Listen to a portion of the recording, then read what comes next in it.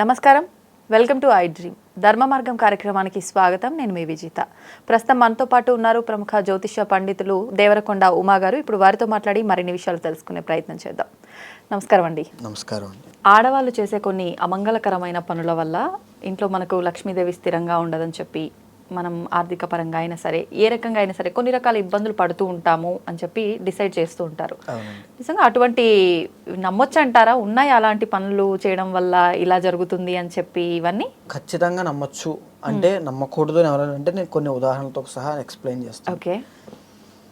So ముఖ్యంగా మనం శాస్త్రం చెప్పినటువంటి విషయాల జోలికి వెళ్తే మనం చెప్తే కనుక మీకు వివరిస్తే, ఇంట్లో మంగళవారం నాడు ఎవరైనా సరే క్షుర కర్మ అంటే గడ్డం తీసుకోవడం అవ్వచ్చు, హెయిర్ కటింగ్ అవ్వచ్చు, ఇలాంటి పనులు మంగళవారం నాడు చేయకూడదు.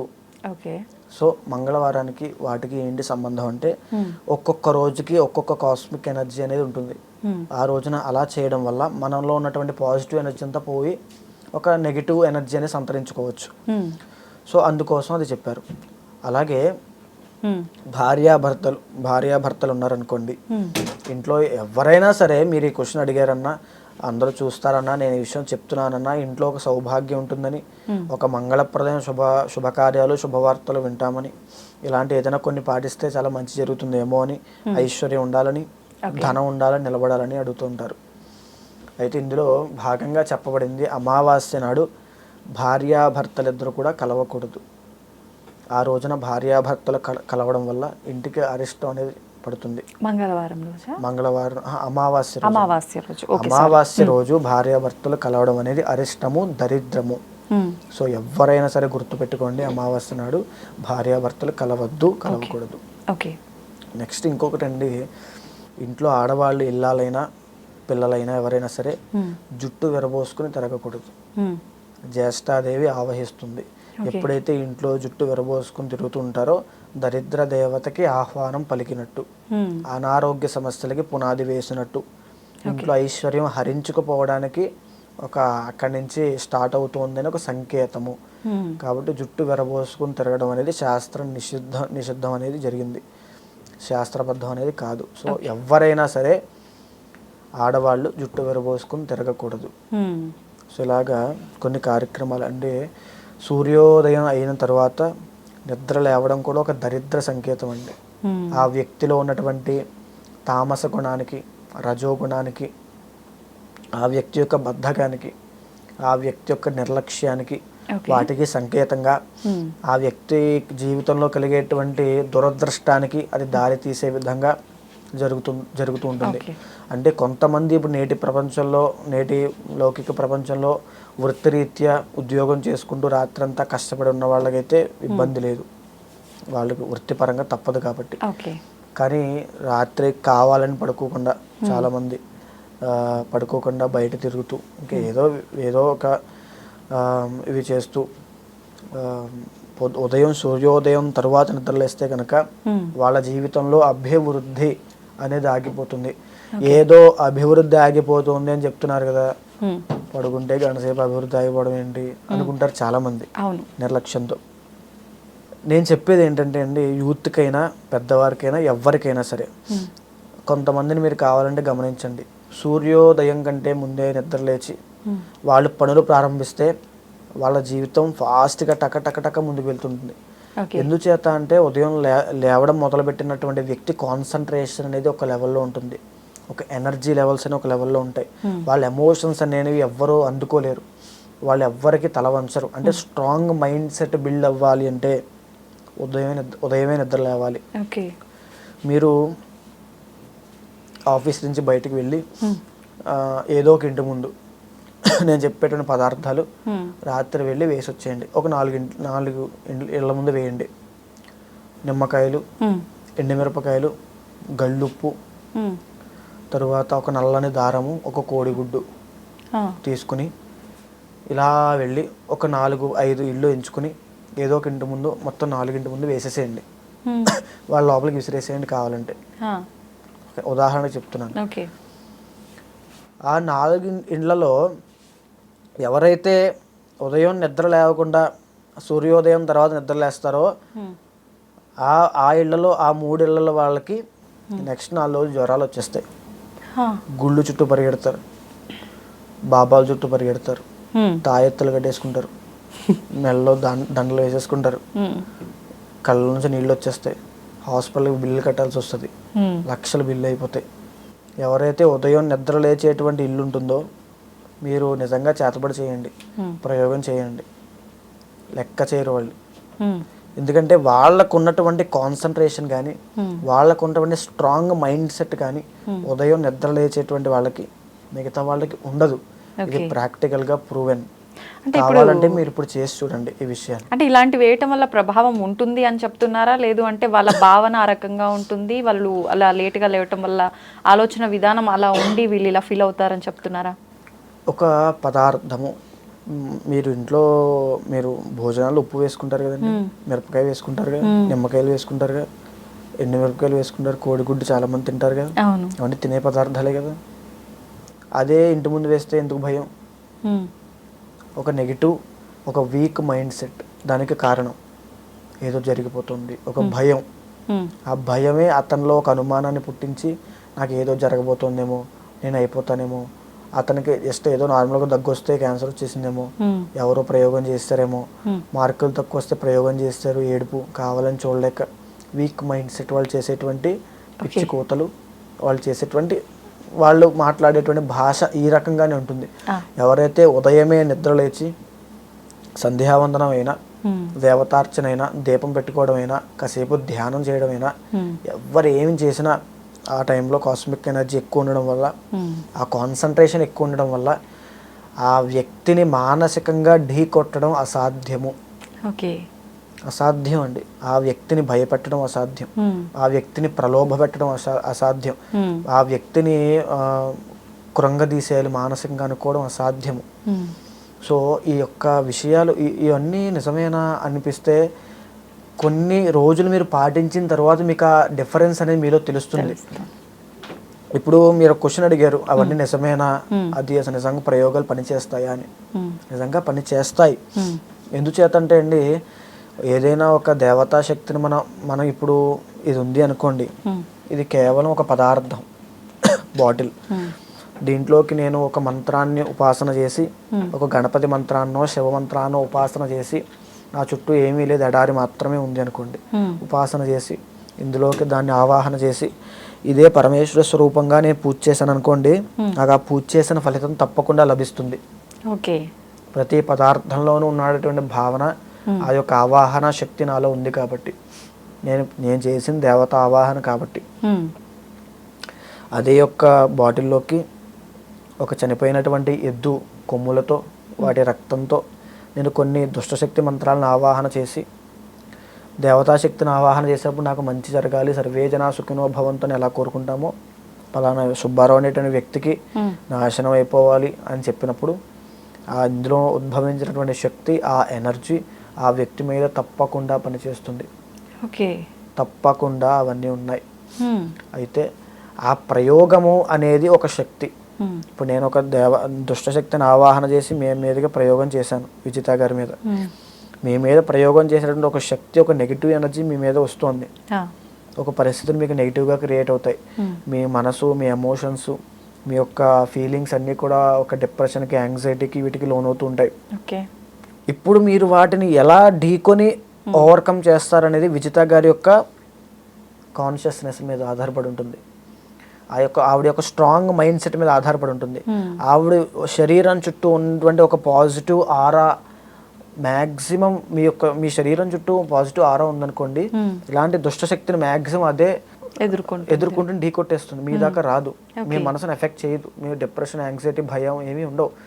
ఆ పాజిటివ్ ఆరా డెవలప్ చేసుకోవడానికే కదా ఈ యొక్క ఉదయం నిద్ర లేవడము, పూజ చేయడము, మంత్రోపాసన చేయడము, ఇవన్నీ ఎందుచేత చేయాలి అంటే, ఆ పర్టికులర్ టైంలో చేస్తేనే ఎందుకు పుడుతుంది అని అంటే, రీసెంట్గా ఇస్రో వాళ్ళు, నాసా వాళ్ళు రిలీజ్ చేశారు కదండి, బ్రహ్మ ముహూర్తము, ఆ టైంలో విపరీతమైనటువంటి కాన్సన్ట్రేటెడ్ కాస్మిక్ ఎనర్జీ అనేది రిలీజ్ అవుతుంది. ఏ వ్యక్తి కొద్దిగా ప్రయత్నపూర్వకంగా ధ్యానం చేసినా, మంత్ర జపం చేసినా, దేవతారాధన చేసినా, ఎలాంటి పనిని తలపెట్టినా, మన ఎక్స్టర్నల్ ఫోర్స్ అనేది మనకి తోడ్పడి ఒక ఒక సపోర్ట్ లాగా మనల్ని ముందుకు నడిపిస్తుంది. ఓకే. సో మనిషి సక్సెస్ఫుల్గా వెళ్ళడానికి ఫర్ సపోజ్ ఒక ఉదాహరణ చెప్తానండి. ఈ పూజలు, మంత్రాలు, మంగళకరమైన పనులు ఇవన్నీ ఎవరు వింటారులే అనుకుంటారు చాలామంది. ఇదంతా ట్రాష్ అనుకుంటారు. వీటన్నిటికీ మూలము మహర్షులు ఎంతో విజ్ఞతతో, ఎంతో దూరపు దృష్టితో, తపశ్శక్తిని, దివ్య జ్ఞానాన్ని అనుసరించి వాళ్ళు ఇవన్నీ రాశారు. సో ఇక్కడ మంగళకరమైన పనులు ఎందుచేత అంటే అండి, ప్రతి మనిషి పుట్టిన దగ్గర నుంచి ఏం కోరుకుంటారు? మీరు ఏం కోరుకుంటారు? నేను బాగా బ్రతకాలి, ఇంకా బాగా బ్రతకాలి, పక్కింటి ప్రియాంక కంటే నేను ఇంకా బాగా బ్రతకాలి, ఎదురింటి రమ్య కంటే నేను ఇంకా బాగా బ్రతకాలి, ఏదో ఒక కోరిక. అన్నిట్లోనూ ఉండేది, ముఖ్యంగా ప్రధానంగా ఉండేది బాగా బ్రతకడం. ఆ బాగా బ్రతకడం అంటే ఆరోగ్య సమస్యలు రాకుండా ఉండాలి, ఆనందంగా ఉండాలి, ఆహ్లాదంగా ఉండాలి, కుటుంబంలో అందరూ బాగుండాలి. మరి మీరు ఒక్కరే బాగుండి మీ అన్నయ్య, తమ్ముడు, ఫ్రెండ్ ఎఫెక్ట్ అవుతుంటే మీరు బాధపడతారా లేదా? సో మీ చుట్టూ ఉండేటువంటి పరివారం అంతా బాగుండాలి. సో మొత్తం ఒక సేఫ్ జోన్లో ఉండాలి, ఎప్పుడు డెవలప్ అవుతూ ఉండాలి. ఇలా ప్రతి ఒక్కరూ కోరుకుంటూ ఉంటారు. సో ఎవరైతే ఇలాంటివన్నీ కోరుకుంటున్నారో ఇవన్నీ కూడా సూక్ష్మమైనటువంటి ధర్మాలు. ఈ అమంగళకరమైన పనులు చేస్తే ఇలా చేస్తే అంటే ఇవన్నీ చేస్తే జరిగిపోతుందా అంటారు. సో అది చేయడం వల్ల ఎక్కడో జరిగేటువంటి మీ ఇంట్లో అనారోగ్య సమస్యకి ఏదో రోజు నువ్వు తెలుసో తెలియకో తిన్నా, చేతులు శుభ్రం చేసుకోకుండా తిన్నా ఒక పదార్థము కారణం కావచ్చు. అవునంటారా కాదంటారా? సో ప్రతిరోజు చేతులు శుభ్రం చేసుకుని కాళ్ళు కడుక్కొని ఇంట్లోకి రా, ఇవన్నీ చెప్పడం అనేది నువ్వు ఆరోగ్యంగా ఉండడానికి, ఐశ్వర్యంగా ఉండడానికి కారణం. అంటే ఐశ్వర్యానికి దానికి సంబంధం ఏంటి అనుకునే వాళ్ళకి నేను చెప్పేది ఏంటంటే, ఐశ్వర్యము అంటే ఆనందంగా ఉండడం. ఇప్పుడు నువ్వు ఆనందంగా ఉండొచ్చు, ఆరోగ్యంగా ఉండొచ్చు కాబట్టి ఐశ్వర్యానికి దీనికనే సంబంధం. ఆ యొక్క పిచ్చి ప్రలాపన, ఆ యక్ష ప్రశ్న అడిగావు. రేపొద్దున ఏ డయేరియానో డెంగ్యూనో ఏదో ఒక వ్యాధో వచ్చి హాస్పిటల్లో పడినప్పుడు చెట్టుని నమ్ముతావు, పుట్టని నమ్ముతావు, గుట్టని నమ్ముతావు, కొండని నమ్ముతావు, రాయిని నమ్ముతావు, రప్పని నమ్ముతావు, ఎవడేం చెప్తే చేస్తావు. అది చేయి నీకు డెంగ్యూ తగ్గిపోతుంది అంటే చేసేస్తావు. అది తాగు డెంగ్యూ తగ్గిపోద్ది. ఈ గుడికి వెళ్ళి 2 రోజులు పడుకో డెంగ్యూ తగ్గిపోద్ది అంటే చేస్తావా లేదండి? చేస్తారు. కష్టాల్లో ఉన్నటువంటి ప్రతి వ్యక్తికి, ఆ యొక్క సంసార సాగరం అనేటువంటి పర్వతం మీద నుంచి పడిపోయేటువంటి ప్రతి మానవాళికి ఏదో ఒక కొమ్మ, ఒక పూజ, ఒక మంత్రము, ఒక ఎనర్జీ, ఒక భాగవత శక్తి, ఏదో ఒక కొమ్మలాగో ఒక రాయిలాగో ఆధారం దొరికితే నేను కూడా బ్రతకగలను, నేను కూడా ఈ కష్టం నుంచి బయటికి రాగలను అని ఆయనకు ఒక సపోర్ట్ ఇవ్వడం కోసం, అసలు అలాంటి కష్టాల్లో పడకుండా ఉండడం కోసం ఈ యొక్క అమంగళకరమైన పనులు చేయకూడదు అని చెప్పేది. దీనికి రిఫ్లెక్షన్, ప్రతిఫలం ఇప్పుడు అనుభవించకపోవచ్చు, తెలియకపోవచ్చు. ఫ్యూచర్లో ఎప్పుడో రోజు బాధపడి దీనికి ఏది ఆధారము, నేనేం తప్పు చేశానో జుట్టు పీక్కుంటున్నప్పుడు అప్పుడు గుర్తొస్తాయి చేసిన తప్పులన్నీ. కాబట్టి చెప్పేది ఏదైనా సరే అమంగళకరమైన పనులు చేయొద్దు అని ధర్మశాస్త్రం చెప్పింది అంటే ఖచ్చితంగా ఆచరించాల్సిందే. ఓకే. తప్పకుండా ఏదైతే సమయంలో నిద్ర లేవాలి అని చెప్పారో ఆ సమయంలో నిద్ర లేవాల్సిందే. దానికి ఏదో కారణం ఉండుంటుంది. వాళ్ళకి పని పాట లేక తపశ్శక్తిని ధారపోసి మనకి ఇవన్నీ చెప్పలేదండి. మనం బ్రతకాలి, బాగా బ్రతకాలి. మనకున్నటువంటి విజ్ఞత రేపొద్దున మనకున్నటువంటి కాన్షియస్నెస్ వాళ్ళకు ఉండొచ్చు, ఉండకపోవచ్చు. కలియుగ ప్రమాణంలో కలి యొక్క ప్రభావం వల్ల సో ఎన్నో ఇబ్బందులు పడతారు. వాళ్ళకి కొన్ని ఆరోగ్య సూత్రాలు అందించాలి, కొన్ని మానసికమైనటువంటి సంకల్ప శక్తి అనే పదం నేను ఇప్పుడు వాడుతున్నానంటే అది ఎంత శక్తివంతమైందో మీకు వివరించాలి. సంకల్ప శక్తి ప్రతి మనిషి ఇందాక నుంచి మనం మాట్లాడుకునేటట్టుగా బాగా బ్రతకాలి అనేటువంటి కోరుకుంటుంది. ఆ బాగా బ్రతకాలి అనేటువంటి క్రమంలో కొంతమంది మీరు యాంకర్ ఫీల్డ్ అనేది సెలెక్ట్ చేసుకున్నారు, కొంతమంది ఇంజనీరింగ్ సెలెక్ట్ చేసుకున్నారు, డాక్టర్. వాళ్ళకి నచ్చిన ఫీల్డ్ సెలెక్ట్ చేసుకుని నేను దీంట్లో టాలెంట్ ఉంది కాబట్టి దీని ద్వారా నేను పైకి పట్టుకుని వెళ్తే నేను బాగా బ్రతుకుతానేమో, మంచిగా ఒక ఇల్లు కట్టుకుంటాను, ఇది చేస్తాను, అది చేస్తాను, ఏదో ఒక ఆశ. దాని ద్వారానే ఆ వ్యక్తి వెళ్ళాలి అనుకుంటాడు. సో ఆ డాక్టర్ అవ్వాలన్నా, ఆ ఇంజనీరింగ్ పూర్తి అవ్వాలన్నా, ఆ యాంకర్ ఫీల్డ్లో ఒక స్థాయికి వెళ్ళాలన్నా, అసలు బాగా బ్రతకాలన్నా ఆ వ్యక్తి ప్రయత్నం చేయాలి. ఆ ప్రయత్నం చేసే క్రమంలో అతనికి ఎన్నో సోషలిస్టిక్ ఇన్ఫ్లుయెన్సెస్ అనేవి ఉంటాయి. ఫర్ సపోజ్ చెడు సహవాస దోషము ఉంది అనుకోండి. ఇప్పుడు మీరున్నారు యాంకర్ ఫీల్డ్లో ఎదగాలి అనుకుంటున్నారు, లేదా ఆయన ఉన్నారు యాంకర్ ఫీల్డ్లో ఎదగాలి అని ఇది ఒక కోరిక ఉంది. ఆయన నిరంతరం ఆయన శ్రమ, ఆయన సంకల్పము, కష్టము, ఆయన యొక్క ప్రతిఫలంగా ఆయనకు అదే ఫలం అనేది లభిస్తుంది.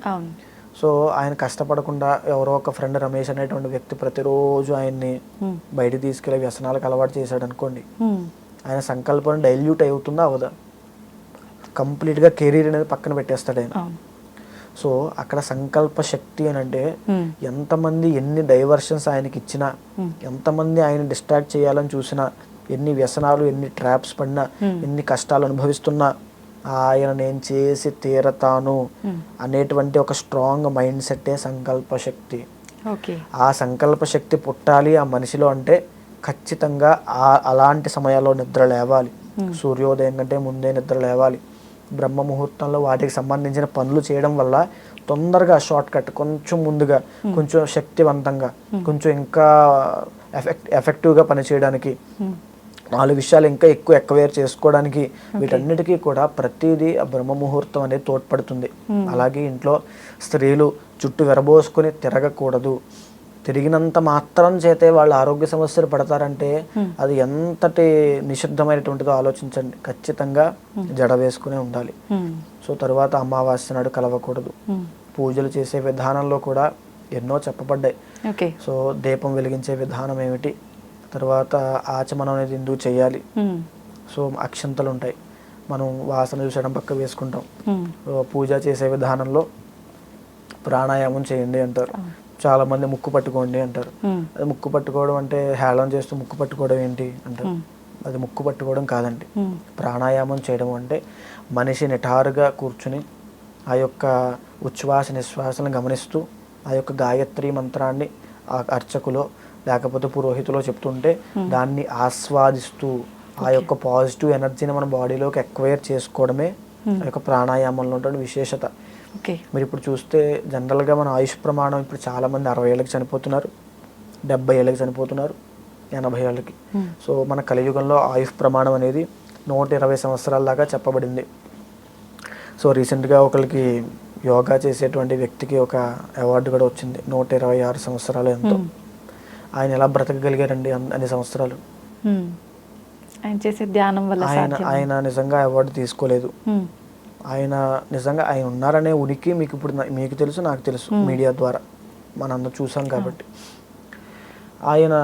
ఆయన విషయం కాసేపు మైనస్ చేసి దాచేసి ఒక వ్యక్తికి తీసుకొచ్చి నువ్వు ఈ రకంగా బ్రతికితే ఆయుష్ 120 సంవత్సరాలు అయినప్పటికీ కూడా ఆయుష్ నువ్వు నీ చేతుల ద్వారా పెంచుకోవచ్చు, మృత్యువుని జయించవచ్చు, నువ్వే ఒక మృత్యుంజయుడిగా అవ్వచ్చు, నీ ఆయుష్ను పెంచుకుని ఆరోగ్యంగా 125 సంవత్సరాలు కూడా బతకచ్చు అని చెప్తే ఆ వ్యక్తి నమ్ముతాడా? నమ్మడు. ఇదంతా ట్రాష్, సైన్స్ అయిపోయింది, ఇంకా అవన్నీ పాటిస్తావు నువ్వు అంటాడు. ఇప్పుడు ఆ వ్యక్తిని తీసుకొస్తే కొంతమందికి కొన్ని ఉంటాయి అంటాడు. అంటే ఏదైనా సరే ఉదాహరణ ప్రత్యక్ష సాక్ష్యం ఉంటే కానీ నమ్మరు. అలాంటి సాక్ష్యం వెతుక్కునే క్రమంలో ఇబ్బంది పడకుండా ఈ యొక్క అమంగళకరమైన పనులు చేయకూడదు. ఓకే. అయితే ఇప్పుడు చాలామంది భగవంతుని నమ్ముతారు, కాకపోతే నమ్మటం పక్కన పెడితే ఆయన మీద ఉన్న ఇష్టంతో అనుకోవచ్చు, లేదంటే ఏదో రకంగా సెల్ ఫోన్లో కూడా ఈ మధ్య రకరకాల వాల్పేపర్స్ దేవుడికి సంబంధించినవి పెట్టుకుంటున్నారు. ఇది నిజంగా ఒక మంచిగా తీసుకోవచ్చు అంటారా, లేదంటే దీనివల్ల మళ్ళీ ఏదైనా ఎఫెక్ట్ అయ్యే అవకాశం ఉందంటారా? చాలా మంచి ప్రశ్న అండి ఇది. ఎందుచేత అంటే నా వీడియోస్లో ఒక వీడియోలో ఫీనిక్స్ పక్షి అనేటువంటి పక్షి గురించి నేను వివరించి దాన్ని ఇంట్లో ఉత్తర దిక్కుకు పెట్టుకోండి, ఒక మంచి పాజిటివ్ ఎనర్జీ వస్తుంది, ఒక వెల్త్ అంటే ఒక ధన ఆదాయం బాగుంటుంది, ధనయోగం పడుతుంది, ఇలా కొన్ని నేను చెప్పాను. నిజానికి ఆ ఫీనిక్స్ పక్షి ఉందా అంటే బయోలాజికల్గా అది లేదు. ఫీనిక్స్ పక్షి అనేది బయోలాజికల్గా లేదు. కానీ చైనా వాస్తుకు సంబంధించి ఆ ఫీనిక్స్ పక్షిని వాళ్ళు వాస్తు దోషం తీసే విధంగా, మనిషి యొక్క ఆలోచన విధానాన్ని మార్చే విధంగా దాన్ని నిర్మించడం జరిగింది. చైనా వాస్తు అంటేనే మన భారతదేశానికి సంబంధించింది. మనం నమ్మకో అది వాస్తు ట్రాన్స్ఫర్ అవుతూ వాళ్ళ దాకా వెళ్ళి వాళ్ళు ఆచరిస్తూ అది మళ్ళీ మనం తీసుకుని చైనా వాస్తు అని పేరు పెట్టాం అనుకున్నది వేరే విషయం. అయితే చైనా వాస్తు ద్వారా ఫీనిక్స్ పక్షి అనేది అంటే మీరు ఇప్పుడు నేను 2 చెప్తాను. 2 వ్యక్తులను తీసుకోండి. 2 వ్యక్తుల్ని ఒక్కరిని మహాలక్ష్మి అమ్మవారి గుడికి పంపండి, ప్రతిరోజు 40 రోజులు వెళ్ళి ఒక గంట సేపు అక్కడ కూర్చోమనండి. ఏమీ చేయొద్దు, మంత్రం చేయొద్దు, పూజలు చేయొద్దు, ఏమీ చేయొద్దు. కేవలం 40 రోజులు మహాలక్ష్మి అమ్మవారి గుడికి వెళ్ళి అక్కడ కూర్చోమనండి గంట సేపు. ఇంకొక వ్యక్తిని కాలభైరవుడి గుడికి వెళ్ళి 40 రోజులు కూర్చోమనండి. జస్ట్ కూర్చోవడం, వచ్చేయడం. 40 రోజుల తర్వాత ఇద్దరి ఆలోచన విధానాన్ని గమనించండి.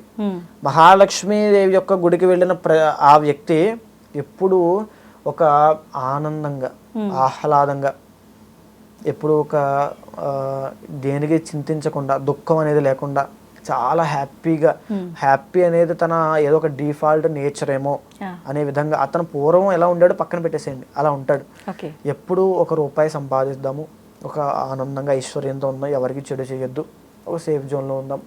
సో ఈ రకమైనటువంటి ఐశ్వర్యం కలిగించేటువంటి మానసిక స్థితి అతనికి ఉంటుంది. ఈ భైరవుడు గుడికి వెళ్ళినటువంటి వ్యక్తిని గమనించండి.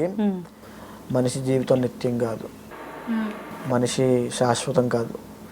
అమ్మ నాన్న అనేది ఒక బంధమే.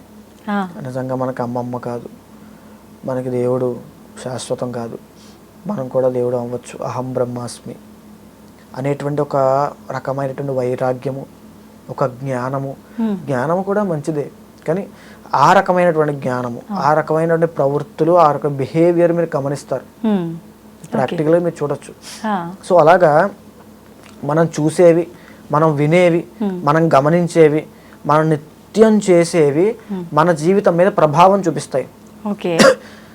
ఫర్ ఎగ్జాంపుల్ ఫీనిక్స్ పక్షి, దాన్ని కేవలం మీ ఇంటి గోడకు ఉత్తర దిక్కుకు పెడితే మీరు డైలీ దాన్ని చూస్తూ ఉంటే దాని యొక్క రెక్కలు విడుచుకుని అది ఇచ్చేటువంటి ఎనర్జీ వల్ల మీరు నేను ఏదో సాధించాలి, ఒక ఎనర్జీ అనేది వస్తుంది. ఒక శవాన్ని చూసారనుకోండి, మీరు ఇప్పటికిప్పుడు ఒక రక్తం కక్కే శవాన్ని చూస్తే మీరు భయపడతారా, పడరా? మీరు చూసే విజన్ మీ యొక్క ఎమోషన్ మీద ప్రభావం చూపిందా లేదా? చూపిస్తుంది. ఆ తర్వాత కొంతకాలం ఒక రాత్రి నిద్ర పట్టదు మీకు. అంటే మీ యొక్క నిత్య జీవనంలో ఒక మార్పు అనేది కనిపించిందా లేదా? ఖచ్చితంగా ఉంటుంది. ఆ నిద్ర పట్టకపోవడం నెక్స్ట్ రోజు మీరు సరిగ్గా వర్క్ అనేది డ్యూటీ చేయలేరు. సో నెక్స్ట్ రోజు ఆ డ్యూటీ చేయడం వల్ల మీకు ఏదో ఒక ఇబ్బంది, ఆఫీసర్ తిట్టడము, అంటే ఒక్క విజన్, ఒక్క శవాన్ని చూడడము అంత ప్రభావం చూపిస్తే ఒక పాజిటివ్ థింగ్ ఎందుకు ప్రభావం చూపించదు? ఒక విగ్రహాన్ని చూడడం, ఒక గుడికి వెళ్ళడం, ఒక పాజిటివిటీని చూడడం, ఒక పాజిటివ్ మంత్రాలు వినడం, ఒక మంత్ర జపం చేయడం, అలాగే ఒక విజన్ చూడడం ఎందుకు ప్రభావం చూపించదు? సో అలాగే ఇప్పుడు ఫోన్లో వాల్పేపర్ పెట్టుకున్నారు అనుకోండి, చాలామంది అది నాకు పేర్లు తెలియవు, జోకర్ ఏవో ఉంటాయి, కొన్ని రక్తం కక్కుతో పెట్టుకుంటూ ఉంటారు. వాళ్ళ యొక్క బిహేవియర్ కూడా అలాగే మారుతూ ఉంటుంది. సో వాల్పేపర్కి దీనికి సంబంధం ఏంటి, దీన్ని పిచ్చి ప్రశ్న అని చాలా మంది కామెంట్స్ పెట్టచ్చేమో కింద, నాకు తెలియదు. కానీ నేను ఇందాక చెప్పిన ఎగ్జాంపుల్ దానికి ఉదాహరణ అండి. ఎందుచేత అంటే చూసే విజన్ కూడా ఒక విధంగా వ్యక్తుల బిహేవియర్ మారుస్తూ ఉంటుంది. మీరు గజలక్ష్మి అనేటువంటి పేరు ఎప్పుడైనా విన్నారా? గజలక్ష్మి. సో గజలక్ష్మి అనేటువంటి మహాలక్ష్మి స్వరూపాల్లో గజలక్ష్మి. సో గజలక్ష్మీ దేవిని ఆరాధన చేసే ఎవరైనా సరే చాలా తక్కువ మంది చేస్తారు, తక్కువ మందికి తెలుసు. దాని విశేషత ఎలా చేయాలని తర్వాత చెప్తాను నేను. గజలక్ష్మి ఆరాధన చేసే ఎవరైనా సరే వాళ్ళకి ఒక అప్పు అనేది ఉండదు, ఒక ఆర్థిక సమస్య అనేది ఉండదు. దీంతో బాధపడుతున్నారు అని గజలక్ష్మి ఆరాధన చేసే వాళ్ళు ఎవరిని మీరు చూడలేరు. ఎందుకు అంటే ఆ మంత్రాల్లో ఉండే వైబ్రేషన్ ఆ వ్యక్తి మానసిక స్థితిని అలా మారుస్తుంటుంది. ఒక అప్పు చెయ్యరు, చేసినా తీర్చేస్తారు. అసలు ఆ వ్యక్తి అలా ఉంటారు. సో ఎప్పుడైతే ఫర్ సపోజ్ గజలక్ష్మి ఆరాధన చేస్తున్నారు, గజలక్ష్మి, సో అది కూడా అవసరం లేదండి, స్క్రీన్లో వాల్పేపర్ పెట్టుకోవచ్చా లేదా అని అడిగారు కదా మీరు. వాల్పేపర్ పెట్టుకున్నారు అనుకోండి, మీరు ఇప్పుడు ఒక ఫన్ టైం ఏదో ఫ్రెండ్స్తో మాట్లాడుతున్నారు అనుకోండి, ఏ విషయాన్ని మాట్లాడుతుంటారు, ఆడవాళ్ళు, మగవాళ్ళు ఏదైనా మాట్లాడుకుంటూ ఉంటారు. అదే ఒక గుళ్ళో మాట్లాడుతున్నారు అనుకోండి, అలా మాట్లాడతారా? ఎందుకు అని అంటే మనం గుళ్ళో ఉన్న ఒక నియంత్రణ చూడగానే వద్దులే అని అనుకుంటారు. చాలా మంది వెళ్తూ దారిలో కూడా ఇలా అనుకుంటారు, ఎందుకులే దేవుడిని చూసాను ఒక్క క్షణం, దేవుడిని చూసిన ఒక్క క్షణం మనలో ఏదో ఒక తెలియని మార్పు వస్తుంది. అవును కదా? సో అది నిత్యం వాడే పరికరం ఫోన్ అయితే ఏంటి, ఏదేంటండి, ఏదైనా ఒకటే. సో మనం స్క్రీన్ మీద ఎప్పుడైతే వాల్పేపర్ పెట్టుకున్నామో మనం చూడగానే ఎందుకులే, ఏదో తప్పు చేయడానికి వెళ్తాం, ఎందుకులే, ఏదో కర్మ, ఎందుకులే మనం అనుభవించడం, భగవంతుడు చూస్తున్నాడు, ఎందుకులే గుడి దగ్గర వెళ్తున్నప్పుడే మనం అనిపిస్తే, అలాంటి కేవలం ఒక 100 మందిలో 10 మందినే మారచ్చేమో. నిత్యం ఫోన్ లేకుండా ఎవరూ బ్రతకరండి ఇప్పుడు, అందరికీ అది ఇంపార్టెంటే. సో దాన్ని పెట్టుకోవడం వల్ల ఇబ్బంది ఏమీ లేదు, చాలా మంచిగా జరుగుతుంది, నియంత్రణ అనేది జరుగుతుంది, మానసిక నియంత్రణ. సో ఎప్పుడో ఏదైనా ఒక తప్పుడు మాట మాట్లాడుతున్నప్పుడు ఆ ఫోన్లో అదేదో వెలిగి వాల్ పేపర్ కనబడగానే ఓం నమః శివాయ ఎందుకులే అనుకుంటారు చాలామంది. సో అక్కడ ఒక నియంత్రణ, ఒక్క క్షణం ఆగడం అనేది జరుగుతుంది. అది ఒక మంచి దానికి దోహదపడుతుంది కాబట్టి ఖచ్చితంగా పెట్టుకోవచ్చు, తప్పు లేదండి, ఇబ్బంది ఏమీ లేదు. అంటే మనం ఫోన్ ద్వారా మంచిగానే ఉపయోగిస్తున్నామని లేదు కదా, రకరకాలుగా ఉపయోగించే వాళ్ళు ఉన్నారు. అటువంటప్పుడు భగవంతుని అలా వాల్పేపర్గా పెట్టడం ఎలా సరైనది అనే వాళ్ళు కూడా ఉంటారు కదా. రకరకాలుగా ఉపయోగించేటప్పుడు వాల్పేపర్ ఉందన్న విషయం గుర్తొచ్చేనా ఒక్కడైనా మారుతాడు కదా. భగవంతుడు లేని ప్రదేశం అంటూ ఉండదు కదండి. బెడ్రూమ్లో కూడా భగవంతుడు ఉంటాడు మనం చూడగలిగితే. ఇందాక ఈ వాటర్ బాటిల్ ఎగ్జాంపుల్గా చెప్పాను, దీంట్లో శక్తి ఉద్భవిస్తుందని. భగవంతుడు అన్ని చోట్ల ఉన్నాడు. మనం కేవలం అక్కడ బొమ్మ కనబడుతుంది, మనం చెడ్డ పనులు చేస్తున్నాం కాబట్టి పెట్టే పాపమేమో అనే విషయం దాన్ని చూడడం కంటే 10 మందిలో ఒక్కడో ఇద్దరైనా మారుతారు కదా. ఆ వాల్ పేపర్ చూసిన క్షణం ఎందుకులే ఇప్పుడు ఎందుకులే వద్దు మనం తప్పు చేయకూడదు అనేటువంటి ఒక్క స్ఫురణ భావన కలుగుతుంది కదా, అది మంచిదే కదా. సో మనం పెట్టుకోవడం వల్ల చెడ్డ పనులు చేస్తున్నాం, పెట్టుకుంటే పాపమేమో అనేది ఉండదు. ఎందుకంటే భగవంతుడు అన్ని చోట్ల ఉంటాడు. స్క్రీన్ మీద వాల్ పేపర్ పెట్టుకుంటేనే ఉన్నాడు కదండి, అన్ని చోట్ల ఉంటాడు. సో అది పెద్ద మనం చేసే పని మంచిగా ఉపయోగపడుతుంది అని అంటే పర్వాలేదు, న్యాయంగా చేస్తున్నాము, మంచిగా ఉపయోగపడడం కోసం. ఇప్పుడు మనం ప్రతి భగవంతుని ఆరాధించే ప్రతి ఒక్కడు ఆ మార్పు చెందడం కోసమే కదా. భగవద్గీత చదవడం దేనికంటే మనం జ్ఞానం కలగడానికి, అంటే మనం మూర్ఖులమా, జ్ఞానం లేదా? సో లేదు, బెటర్ చేసుకోవడానికి, మనం రోజు రోజుకి మనలో ఉన్న ఒక బెటర్ వెర్షన్ని తీసుకురావడానికి. సో బెటర్ వెర్షన్ ఎక్కడి నుంచి వస్తుందంటే కొన్ని నియంత్రణ ద్వారా వస్తుంది, కొన్ని నేర్చుకోవడం ద్వారా వస్తుంది, కొన్ని అనుభవపూర్వకంగా వస్తుంది. సో ఆ నియంత్రణ అనేది ఎక్కడి నుంచైనా జరగచ్చు. పక్కన మీ మదరు, మీ ఫాదర్, మీ టీచర్ ఎవరైనా ఉన్నారనుకోండి, మీరు ధైర్యంగా ఒక బూత్ మాట మాట్లాడడానికి మీరు సాహసం చేస్తారా?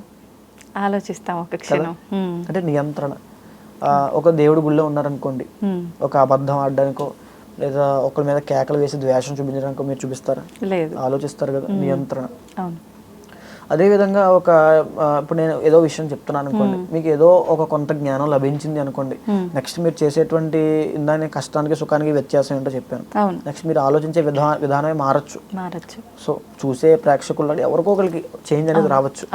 అది నేర్చుకోవడం నుంచి వచ్చినటువంటి శక్తి. తరువాత అనుభవపూర్వకంగా ఒక వ్యక్తి మోసపోయాడు, అయినా సరే ఎవరికో సహాయం చేశాడు, మోసపోయాడు. సో మనం చేసేది అపాత్ర దానము దీనికి బెస్ట్ ఎగ్జాంపుల్ అండి. సో ఇందాక గోదానం గురించి మీకు చెప్పాను కదా. అపాత్ర దానము అంటే మనం ఒకరికి డబ్బులు ఇస్తాం, డబ్బులు ఇచ్చి నేను సహాయం చేస్తాను అనుకుంటాం. ఆ వ్యక్తి ఆ డబ్బుల్ని ఏం చేస్తున్నాడు? తాగుతున్నాడా, తిరుగుతున్నాడా, ఏదైనా ఒక చెడ్డ పని చేయడానికి ఆ డబ్బులు వాడుతున్నాడా? అలా చేస్తే ఆ డబ్బులు ఇచ్చినటువంటి వ్యక్తి మీరు కూడా దానికి ఎఫెక్ట్ అవుతారు, మీకు కూడా పాపంలో భాగం ఉంటుంది. దీన్ని అపాత్ర దానము అంటారు. ఇది దానం చేయకపోయినా పర్వాలేదు కానీ అపాత్ర దానం అస్సలు చేయకూడదు. సో చెప్పింది. సో మీకు ఈ విషయం నేను ఇప్పుడు చెప్పాను కాబట్టి చూసేవాళ్ళు ఎవరైనా సరే ఒకసారి అపాత్ర దానం చేసే ముందు ఆగి ఆలోచించి చేయొచ్చు. ఇది అనుభవపూర్వకంగా రేపొద్దున వాళ్ళు కూడా తెలుసుకోవచ్చు, ఓహో నేను ఇలా చేశాను, సో తప్పు చేస్తున్నాను, ఈసారి నుంచి నేను ఇవ్వకూడదు. ఎవరో తాగడానికి డబ్బులు అడుగుతున్నా నేను ఇవ్వకూడదు, ఎవరో ఏదో దేనికి అడుగుతున్నా నేను ఇవ్వకూడదు. ఒక అన్నదానానికి డబ్బులు ఇవ్వచ్చు, దేవుడి గుడికి డబ్బులు ఇవ్వకూడదు. ఇలా అనుభవపూర్వకంగా వచ్చేటువంటి కొన్ని ఉంటాయి. అలాగా ప్రతిదీ మన నిత్య జీవనంలో, మానవ జీవితంలో నిత్యము మనం చేసే ప్రతి దాంట్లోనూ మంచిని చెడుని గమనిస్తూ ఆ మంచి వైపు అడుగులు వేస్తూ భగవత్ శక్తిని నమ్ముతూ ముందుకు వెళ్ళడంలో ఈ వాల్పేపర్ కూడా అందులో ఒక భాగమే. ఇది పెట్టుకుంటే ఏదో అయిపోతుందని కాదండి. సో ఒక భాగం మెల్లలో ఆకిట్ ఎలాగో స్వామి అంతే, పెద్ద ఇబ్బంది ఏమీ కాదు. ఓకే, థ్యాంక్ యూ అండి, చాలా చక్కగా వివరించారు. ధన్యవాదాలు. అండి.